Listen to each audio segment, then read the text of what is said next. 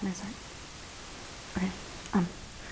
How can economics, globalization, and racial tension come together to form a new cultural phenomenon? This is what happened with the development of the tango in Argentina between 1880 and 1913.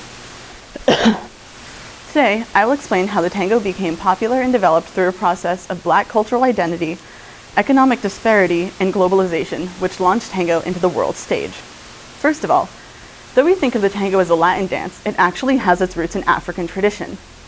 According to the historian Simon Collier, between 1880 and 1930, more than 3 million Africans arrived through the port of Buenos Aires in Argentina, and many of them chose to settle there in what we refer to as barrios, which is Spanish for neighborhoods, which were poor areas surrounding the city. In these areas, in which blacks were often discriminated against by the government and by wealthy white Argentinians, there was a strong sense of cultural identity, as these groups of people fervently sought to maintain their sense of identity through various forms of song and dance. This is where the tango came about. The tango has its roots in African styles of dance, but as it developed in Latin America, it began to take on many characteristics of other Latin styles of dance, such as the habanera, the waltz, and the polka. Eventually, this became its own style of dance, which was distinguished within these communities of Black immigrants in Buenos Aires. And this dance became very popular in both brothels and saloons. However, the white Argentinians at the time did not like this at all. And in fact, the government would go so far as to pass laws banning Afro-Argentines from gathering and dancing in public. Which brings me to my second point, the economic disparity which helped lead to the rise of tango. In Argentina, after the Civil War, almost everyone lived in one of two sections in Buenos Aires, the centro or the barrios. The barrios, which I just discussed, were essentially the ghettos of Argentina. They were squalid, disgusting living conditions. Most of the people who lived there were slaves or immigrants, and they were not good places to live. Everyone else lived in the centro.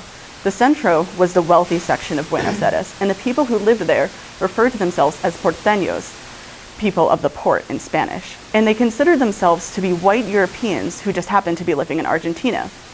And through a process that the anthropologist Julie Taylor refers to as whitening, the groups of people in these areas sought to emphasize white European culture and to denigrate aspects of Black Afro-Argentine culture. They did so by passing laws which banned blacks from gathering in public and easily just disparaging any forms of dance, song, or any expressions of Black culture that they sought as unfit to be proper Argentinian or European culture. Ironically, however, these governments, which were passing these laws in this whitening process, only increased the appeal of this risque dance for one certain group of people.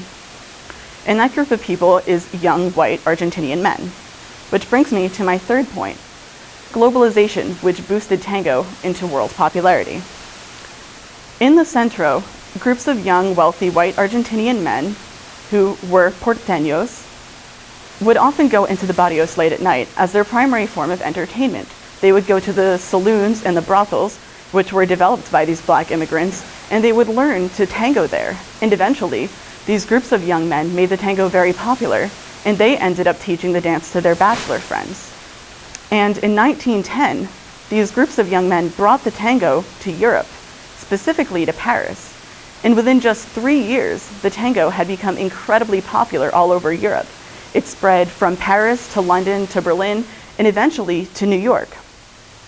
This was something that the porteños in Buenos Aires did not like. They sought to disparage any aspects of Black cultural expression, but since they sought to emulate aspects of European white culture, they were forced reluctantly to accept that this culture of the tango was now a part of their culture because it emulated European culture. And by 1913, the tango had become incredibly prominent in both the wealthy and the poor areas of Buenos Aires in Argentina. In fact, before that, these groups of young men who had contributed to the spread of tango, they sought to emulate these groups of people who lived in the barrios, even going so far as to paint their faces Black and referring to themselves as Los Negros. And ironically, the condemnation that the Argentinian government brought upon this style of dance only contributed to its spread further. And without such condemnation by the government, the dance never would have been as popular as it was because it didn't have that risque, scorned appeal that made it so popular to these groups of young men.